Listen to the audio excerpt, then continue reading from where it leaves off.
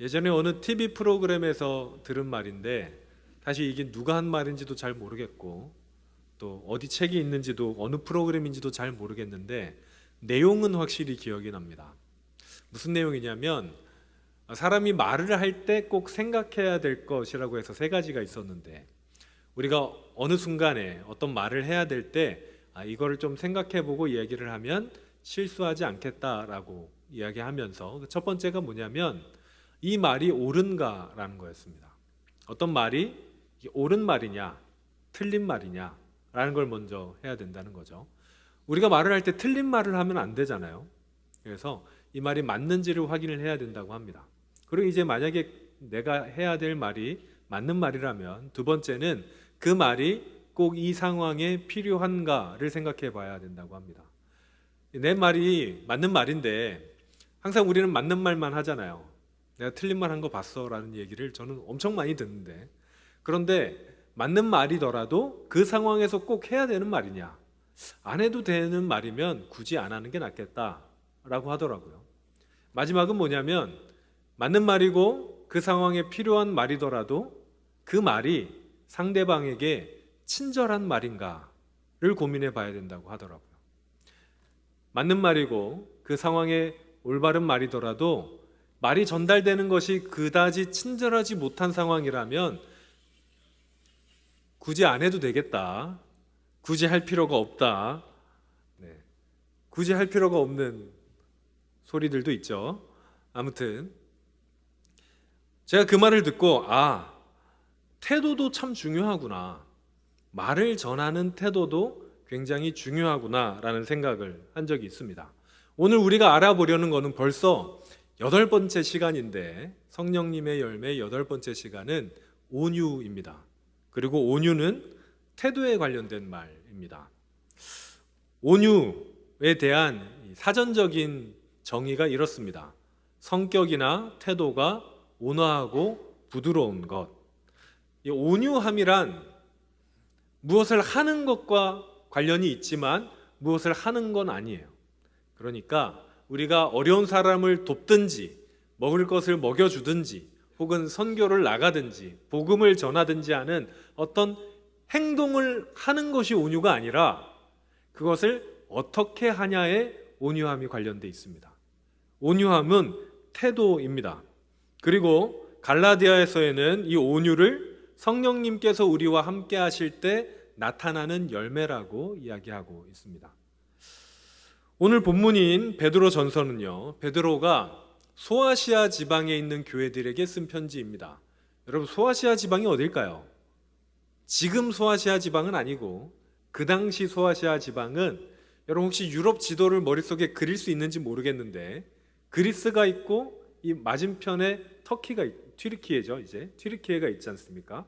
그 튀르키예 쪽부터 동쪽을 소아시아라고 했습니다.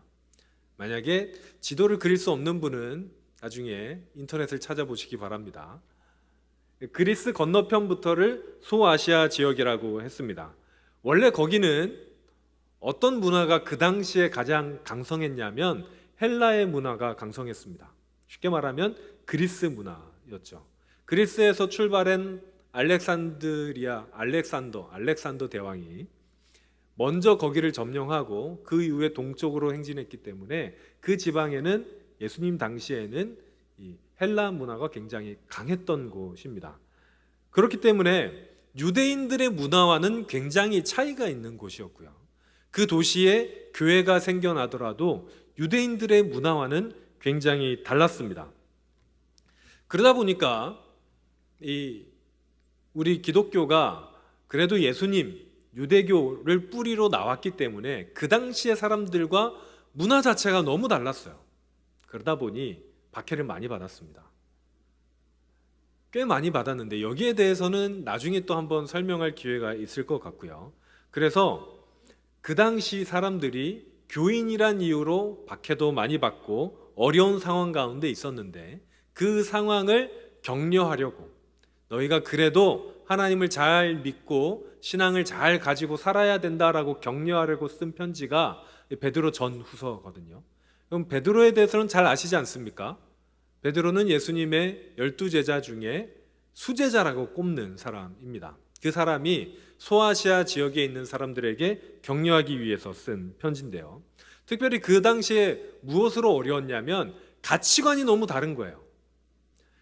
이 헬라 지방에 있는 사람들의 가치관과 예수님을 따르는 제자들의 가치관이 너무 다른 거예요. 그런데 저는 그런 상황이 오늘날 우리의 상황과도 굉장히 비슷하다고 생각합니다. 세상을 살아가는 그리스도인 여러분들, 가치관이 다르잖아요. 가장 중요하게 생각하는 것이 다르지 않습니까? 얼마 전에 제가 누군가를 상담하면서 꼭 그 친구의 얘기는 아니지만 남자친구, 여자친구가 믿는 사람이 아닐 경우에 결국 힘들어지게 된다라는 이야기를 많이 한 적이 있어요. 왜 그렇습니까? 우리가 안 믿는 사람이랑도 사귈 수 있잖아요. 그런데 결국에는 그 가치관, 핵심적인 가치관이 충돌하게 되면서 결국 어려움을 겪더라라는 이야기를 사실 요즘에 많이 합니다. 그래서 그 가치관 때문에 어려움을 겪는 사람들에게 베드로가 이야기한 내용이 바로 오늘 본문인데, 오늘 본문 앞에 있는 13절에서 14절에 베드로가 이렇게 얘기합니다. 또 너희가 열심으로 선을 행하면 누가 너희를 해하리요? 그러나 의를 위하여 고난을 받으면 복 있는 자니 그들이 두려워하는 것을 두려워하지 말며 근심하지 말고. 베드로는 이 그리스도인들에게, 그러니까 척박한 땅에서 힘들게 신앙생활을 하고 있는 소아시아 지역에 있는 교인들에게 선을 행할 것을 얘기합니다. 여러분, 우리가 선에 대해서는 몇 주 전에 말씀을 함께 나눴죠. 선이 무엇입니까? 결국은 하나님과의 관계예요. 선은 선하신 하나님과의 관계를 말합니다. 그러니까 그 선하신 하나님과의 관계를 통해서 하나님의 선을 삶으로 드러내라, 그렇게 하는 것을 멈추지 말라고 얘기합니다. 왜냐하면 그렇게 하면 누가 너희를 뭐라고 하겠느냐, 책망하지 않을 것이다, 해하지 않을 것이다 라고 이야기합니다. 하지만 그럼에도 의를 위하여 받는 고난은 있다는 거예요. 착하게 살면 그 행동 때문에 우리에게 닥치는 해는 없을 수 있지만 하나님의 가치관을 따라 살다 보면 그래도 의를 위하여 고난을 받는 때가 오는데, 그렇더라도 포기하지 말고 선을 행하라 라고 권면합니다. 자, 환난 가운데 있는 제자들에게 그들을 공격하는 자들을 두려워하는 것을 두려워하지 말라고도 얘기합니다. 여러분, 이 말이 좀 어렵죠? 의를 위하여 고난을 받으면 복 있는 자인데 그들이 두려워하는 것을 두려워하지 말래요. 그들이 누굴까요? 핍박하는 사람들이겠죠. 그럼 그 사람들이 두려워하는 건 뭡니까? 우리가 충성에 대해 이야기할 때 이 세상 사람들이 어디에 충성한다고 말했습니까? 두려워하는 것에 충성한다고 이야기했었습니다. 만약에 물질이나 성공이나 그런 것들을 두려워하는 사람들은 거기에 충성하는 사람들이라고 이야기했죠. 그들이 두려워하는 것, 이 세상의 가치관을 따라 사는 사람들이 두려워하는 것이 뭡니까? 세상의 가치관을 두려워해요.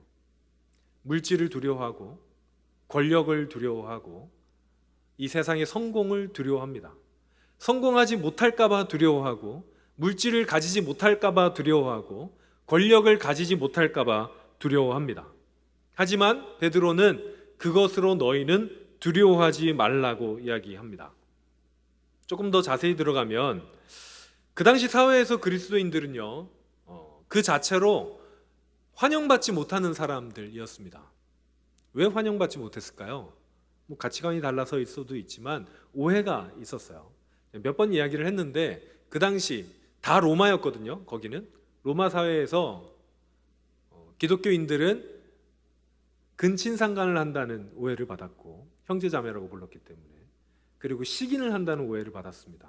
성찬식 때문에. 그리고 무신론자라는 오해를 받았어요. 좀 아이러니한데 교회에는 신상이 없잖아요. 그 당시에 모든 사람들은 유신론자였습니다. 그것도 신상, 형태가 있는 신을 섬기는 사람들이었는데 무신론자는 굉장히 좀 나쁜 대우를 받았거든요. 그런데 신상을 섬기지 않는 사람들이라고 해서 세 가지 오해로 인해서 기독교인들에게 박해를 하는 것은 불법이 아니었어요. 아무나 기독교인들을 잡아가둬도 됐고 아무나 잡아서 폭행을 해도 죄가 되지 않았을 때가 있었습니다. 그런데 베드로는 이 사람들을 향해서, 그러니까 그리스도인들을 향해서 두려워하지 말라고 해요. 공권력이나 세상적인 소망을 두려워하지 말라고 얘기합니다. 그러면서 이렇게 권면합니다. 오늘 본문 15절, 16절 우리 세번역 성경으로 읽을 텐데 함께 읽겠습니다. 시작. 다만 여러분의 마음속에 그리스도를 주님으로 모시고 거룩하게 대하십시오. 여러분이 가진 희망을 설명하여 주기를 바라는 사람들에게 언제나 답변할 수 있게 준비해 두십시오. 그러나 온유함과 두려운 마음으로 답변하십시오. 선한 양심을 가지십시오. 그리하면 그리스도 안에서 행하는 여러분의 선한 행실을 욕하는 사람들이 여러분을 헛뜯는 그 일로 부끄러움을 당하게 될 것입니다. 아멘. 15절에서 베드로는요, 고난당하는 상황에서 세상의 가치를 두려워하지 말고 우리 마음속에 누구를 주인으로 모시라고 합니까? 그리스도를 주인으로 모시라고 합니다. 이 세상을 두려워하지 않을 수 있는 이유가 여기에 있는 거예요.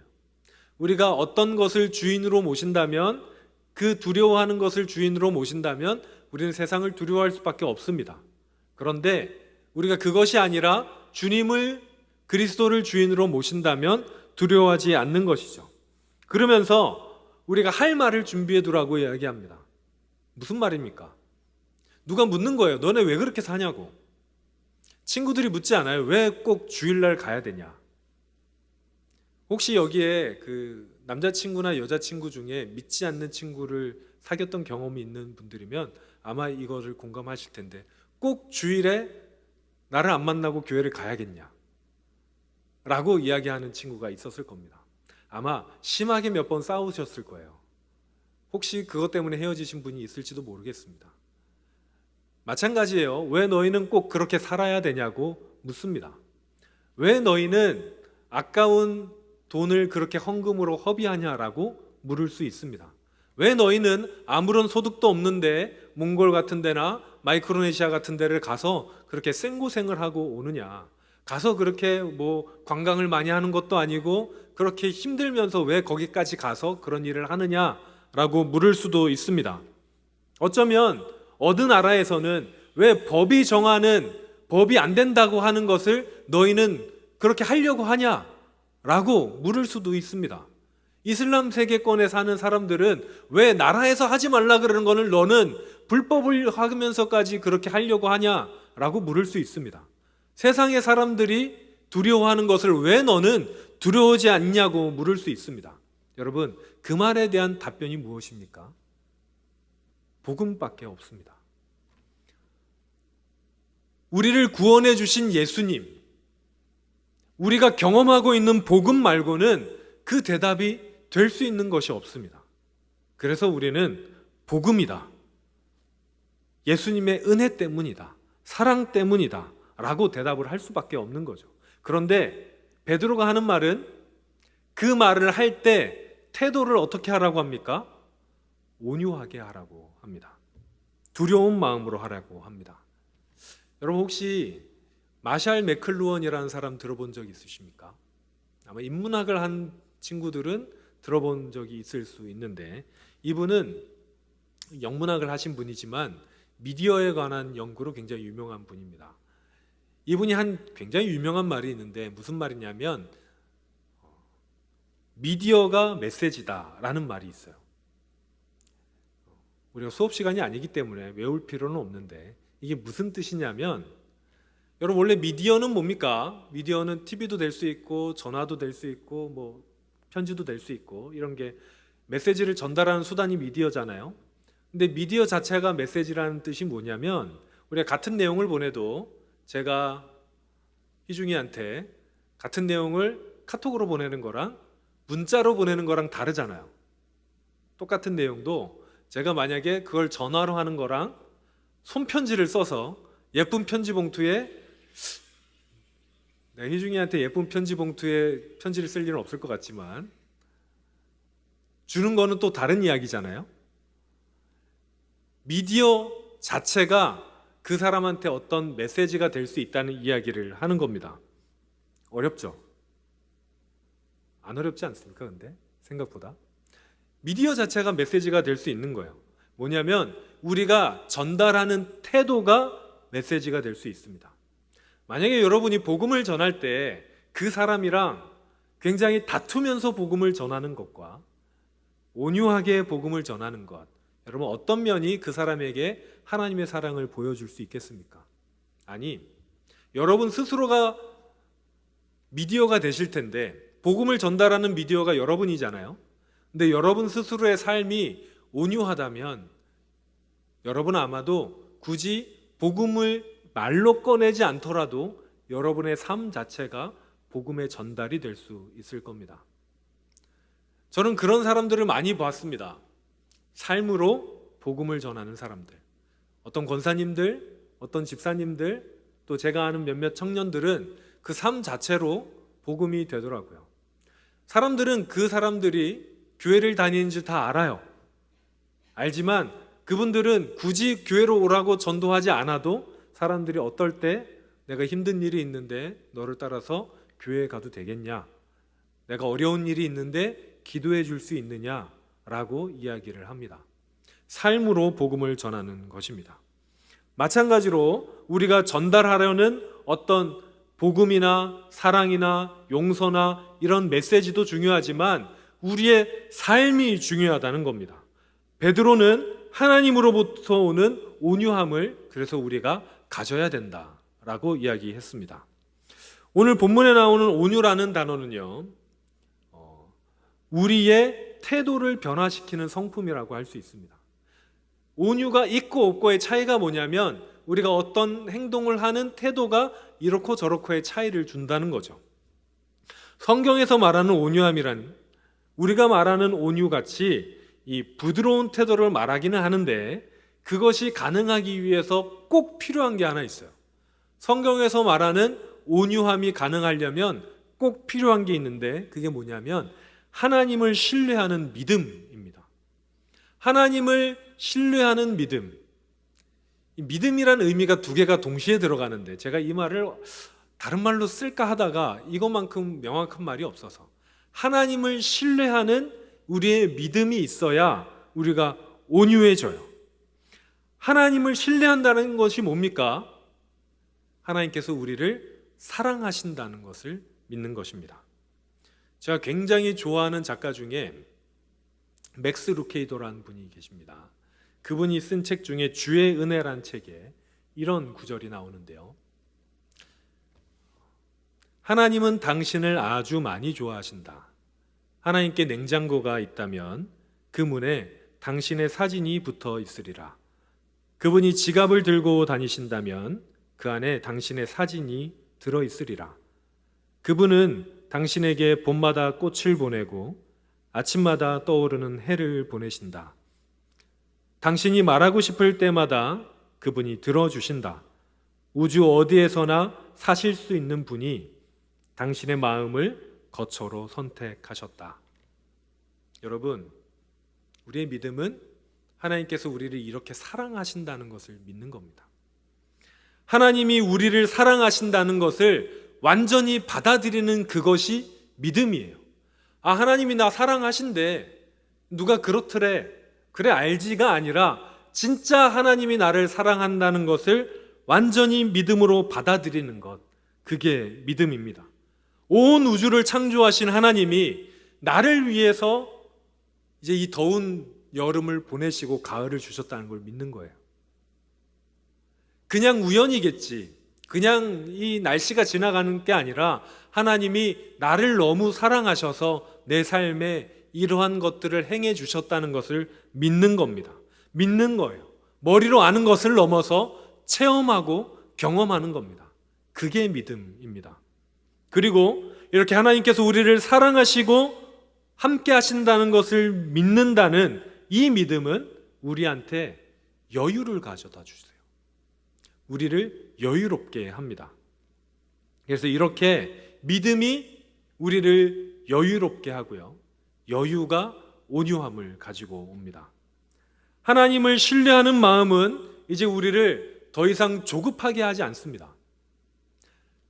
우리를 사랑하시는 하나님이, 우리의 삶을 주관하시는 하나님이 계신다는 것을, 그리고 그 하나님이 나를 정말로 사랑하신다는 것을 믿는다면 이제 성공을 위해서, 물질을 위해서 무언가를 해야 된다고 그렇게 조급해하지 않을 수 있어요.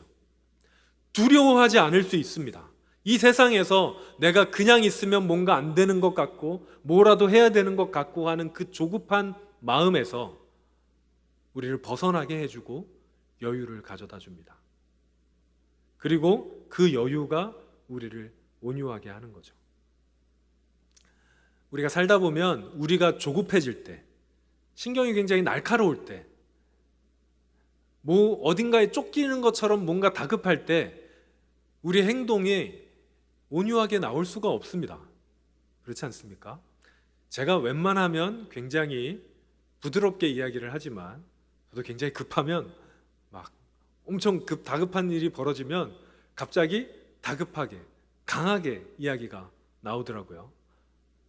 그래서 제 그런 말을 처음 들어본 저희 아내가 처음에 자기한테 화내는 줄 알고 굉장히 놀랬던 적이 있습니다. 운전을 하다 보면 사람이 어쩔 땐 다급해지잖아요. 네, 운전하는 친구들은 미소를 짓고 있는데, 저도 웬만하면 운전할 때 나쁜 소리를 하지 않지만 가끔씩 사고가 나기 직전이거나 이럴 때 갑자기 큰 소리가 나올 수가 있습니다. 사람은 조급해지고 다급해지면 여유가 사라지고 그 태도가 온유할 수 없습니다. 우리 삶 속에서 우리가 무엇인가를 두려워하고 조급해하고 여유가 없을 때 우리의 태도는 온유할 수가 없습니다. 그렇다면 우리는 어디에서 여유를 가져야 합니까? 하나님을 만날 때, 우리를 사랑한다고 말씀하시는 하나님의 음성을 들을 때, 그리고 하나님을 만날 수 있게 해주시는 성령님이 우리 안에 함께 하셔서 열매를 맺어 주실 때, 다른 말로 해서 온유의 열매를 맺을 때 여러분들은 온유할 수가 있습니다. 하나님의 사랑을 경험할 때 우리는 온유해지게 됩니다. 사랑하는 여러분, 우리 모두가 온유해지시기를 바랍니다. 우리 옆에 좀 분들을 보실까요? 온유하세요? 아는 분들이 좀 있잖아요. 이렇게 축복해 주시기 바랍니다. 온유해지기를 바랍니다. 네. 온유하세요. 오늘 하나님께서 우리와 함께 하셔서 여러분들의 모든 삶이 온유하게 되기를 바랍니다. 지금도 우리에게 찾아오셔서 한 명 한 명에게 오셔서 사랑한다고 말씀해 주십니다. 우리 주님이, 우리 하나님이 여러분들을 왜 이 자리로 부르셨는지 아십니까? 사랑한다고 말씀해 주고 싶어서 부르신 거예요. 제발 내가 사랑한다는 그 음성을 너의 가슴으로 듣기를 바란다. 그냥 귀로 듣는 것이 아니라, 머리로만 아는 것이 아니라 가슴으로 경험하길 바란다. 그래서 너의 삶에 온유함이 묻어나기를 바란다 라고 이야기하십니다. 사랑하는 여러분, 하나님을 경험하시고 만나시고 여러분의 삶을 통해서 그 주님이 드러나시기를 바랍니다. 찬양팀 앞으로 나와주시고요. 여러분, 우리가 계속해서 이 시리즈 설교를 하면서 같은 찬양을 결단의 찬양으로 부르고 있죠. 예수가 보이네 라는 찬양입니다. 여러분, 예수님은 온유하셨을까요? 네, 예수님은 온유하셨습니다. 그러면 우리가 오늘 또 여태까지 계속 고백했던 이 찬양의 가사처럼 여러분들을 통해서 그 온유하신 예수님의 모습이 보이시기를 바랍니다. 그리고 그렇게 간구하면서 주님, 나를 통해서 그 온유하신 주님이 보이기 바랍니다. 나랑 이야기하는 모든 사람들이 그 온유하신 주님을 경험하길 바랍니다. 간구하는 마음으로 우리 함께 찬양하겠습니다.